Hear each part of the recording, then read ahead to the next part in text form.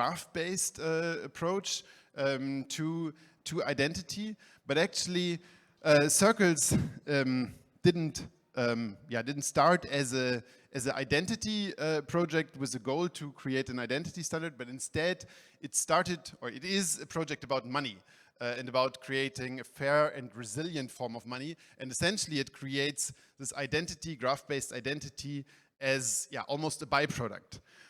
So therefore I will quickly do the money part and then connect it to the decentralized identity part. And here kind of just this quote from Professor Lyotard, kind of just thinking about what money actually is and realizing it is a social construct, and therefore it is a choice and it's not a God-given thing, and it is absolutely something that, well, we can modify, and we can essentially modify it any way we want, and we can have other choices.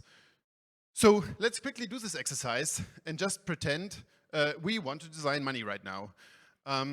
And reasons for that, I mean, in the crypto world, I think it's not unheard of that the dollar or existing currencies might fail. So just from a resilience perspective, it might be good to have an alternative. But just again, let's just pretend, okay, we are on an island now.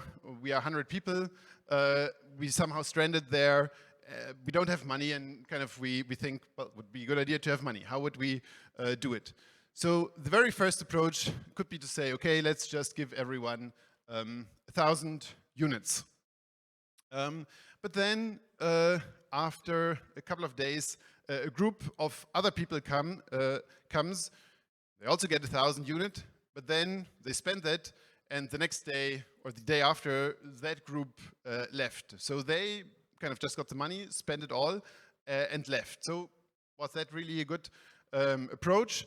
So maybe idea 2, let's distribute the money instead over time, meaning per person you get 1 unit of money over time. So let's quickly look at that. So here we see the money growing linearly. And now let's say after some years we are on this island, money grows linearly, a storm hits, and unfortunately 80% of the people die. So therefore, kind of now you have much more money per person in the system, and it goes on and goes on, and the money per person in the system grows and grows. So then, in consequence, the amount that is newly issued per person essentially goes towards 0. And then after some time, new people arrive and they are offered to join the system, but there are already millions of units of money in the system, and now we offer them to join our system and say, yeah, you also get 1 unit per hour, but essentially in relation to the existing money, it's essentially nothing. So the conclusion might be old money must somehow disappear over time, and that's how we come up with the third idea to say, okay, there is constant issuance, but there's also constant reduction, what we call demurrage, and there you get, not going into details, but essentially you get a constant, or you always stabilize the ratio between new supply and old supply that will always converge towards 7% in this approach. And this is kind of just the balance if you look at one individual. So it goes constant to those, or it approaches those 120,000 roughly. And here theoretically, if after 80 years they die or stop issuing, then that would disappear, that money. So conclusion, supply of circles converges to 120,000. Okay, and one last thing, and then we finally go to the identity part. So one way to look at it is also to say there's kind of a tax on money. And if you hold this magic number of 120,000, then your marginal tax rate is exactly 0 because the new issuance exactly equals out the 7% demurrage. If you have less than that, you have negative tax, so you kind of get more from the system than you pay into. And if your wealth approaches infinity, then at least the tax on money converges against those 7%, because then the new issuance doesn't matter, the issuance per person doesn't matter, just the 7%. Now, finally, the identity part. Who can create money in this system? Yeah, who can be let in? And in Circles, the radical answer is everyone. And that also means fake accounts. So you can create fake accounts, or basically just anyone can create immediately an account that can issue Circles. But they are distinct. So of course you could not say if they could all issue the same Circles, then of course that currency would be completely destroyed, because just anyone could create a bunch of fake accounts. And so everyone creates their own distinct version of Circles. And now we form this web of trust. So here person A has 300 A Circles, and kind of they are issuing Circles at this rate of 1 per hour. Person B issues B Circles, and now they can trust each other. And trusting each other means they are willing to exchange their Circles one-to-one, meaning B is accepting A Circles and is willing to exchange, either accept them or exchange them against any other Circles they hold, in this case also B Circles. So here, let's say A wants to do a transfer to C. And the important part is C doesn't need to know A or trust A. But as long as there's a pass between the two, then A can send 100 A Circles to B. And B, because they are willing to exchange A Circles for B Circles, can forward 100 B Circles, and that's very important that they forward B Circles to C. So person C is just receiving B Circles, so Circles from a person they trust. So whether A exists or not is not relevant to C, because from their perspective, they just got paid Circles from a person they trust. So whether A is a fake account or not is not affecting C. And we will see those things even in a larger graph. Summary, three rules of Circles. That's all what Circles defines. Issuance 1 per hour, 7% demurrage, and this trust system that I just described. Now, Circles is a system that was launched in October 2020, and here is how it looked like after a couple of hours. So this is how the trust graph formed after some hours. That was after a day, and that's how the trust graph looked after a couple of weeks. So we have the amazing trust graph already with over 100,000, well, hopefully mostly people. And here just a real world example. So then Circles went into a period of trying to make that form of money work. Here is a basket on a farmer's market that sold for 450 Circles. And here is an actual transaction of, on the left side, me transacting to that Bauer Direct. This is farmer's market.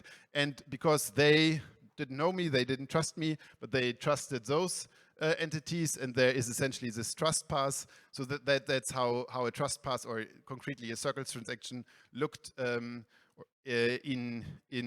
practice. So now, essentially Circles creates as a byproduct a digital identity system, and we would argue that it does that well because it's not the primary objective, or more so speaking. So we are creating this web of trust, but in previous approaches, let's say PGP, trusting someone didn't necessarily had an economic meaning. In Circles, it does have an economic meaning because it says, yeah, I'm willing to exchange, I'm willing to accept the Circles from that person has issues, and I'm willing to exchange it against any Circle I hold. And if I do that too loosely, so let's say a random Telegram channel, someone says, yeah, can you please trust me? And if I then do that, essentially what will happen is that I will lose all my Circles, because sooner or later bots will come and generate Circles. If I trust them, then I end up with their Circles that no one else in the network once. So essentially, I end up with unspendable circles, which is equivalent to I lose all my circles. So long story short, trust has economic meaning in circles. But yeah, of course, the important part is circles doesn't create an absolute identity. It always creates a relative identity. So relative to that group, that initial set, you can say those accounts are likely human. But my take would be that I think there are very, very few use cases for absolute identity, and in absolutely most cases you want relative identity, but probably we can discuss that also more on the panel later. Last part, we are upgrading Circles slightly to Circles 2.0 and adding another layer, what we call groups. And from an identity perspective, that would probably be attestations. Here, just one more. So Circles there is this trade-off between resilience and efficiency. And I think Circles in its core version goes maximal resilience. So you have all those different currencies, and the idea is, okay, if just we three trust each other and we are just connected, kind of the rest of the world cannot harm us. And regardless what the rest of the world does, we are not affected. That's maximum resilient. But not very efficient to have all those. So we are introducing groups, which allows you to pick any sweet spot you want on this resiliency efficiency trade-off. So groups essentially just allow you to say, okay, you give some attestations to some of those personal circles and kind of batch them together and create fungible circles for that group. So you can have here on the lowest layer those individual circles, and then you can try to say, okay, let's do some city circle or some regional circles. You can go higher, Europe, and you could go all the way up here, and that could be, let's say, even WorldCoin or World ID. So where you try to have this largest group, which would be most efficient to just have one group, but I would argue also least resilient. So yeah, just here, if you are trusted by a group, you can turn your personal circles into a kind of vault contract and issue the equivalent amount of group circles. And you can even do that. So here, person B is not trusted, but they hold circles of person A. And as long as A is a member of this group, they can still use that to mint that group currency. Here, just yeah, we will expect to have all kind of groups. So just to mention a few things that are here. So we could have a group based on Zupas, on World ID, on POAPs, on local groups, manual groups, those kind of things. So last thing here, looking at where is Circle. So again, showed you some pictures from the October 2020 launch. Then we did a bunch of experiments, or small scale, trying to make Circles work in Berlin and Bali. But recently, yeah, a couple of weeks ago, we released Circles 2.0, at least the developer release. And for early, 2020, we are, next year, we are planning the Circles 2.0 launch. And yeah, we are looking for people that are crazy enough to try to use this new form of money. And if you want to join us, there is a there is a sign-up list behind this QR code. Well, thank you. Thank you, Martin.